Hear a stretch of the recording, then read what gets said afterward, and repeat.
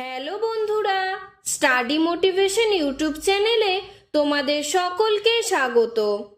আজকের আলোচনার বিষয় হলো বাংলা রচনা বিদ্যালয়ে প্রথম দিন।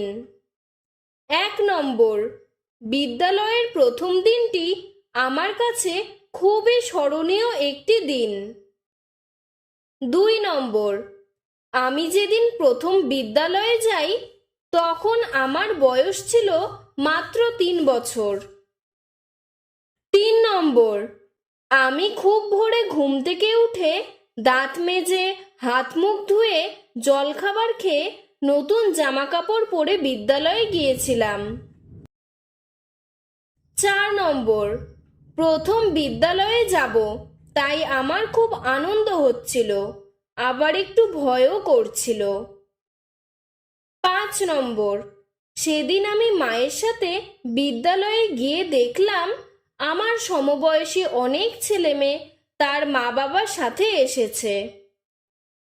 6 নম্বর, ওদের মধ্যে কেউ কেউ কাঁদছিল, আবার কেউ কেউ খুব হাসি খুশি ছিল। 7 নম্বর, প্রথম দিনেই আমার সাথে দুজন বন্ধুর খুব ভাব হয়েছিল, তাদের নাম ছিল প্রিয়া এবং রাজ।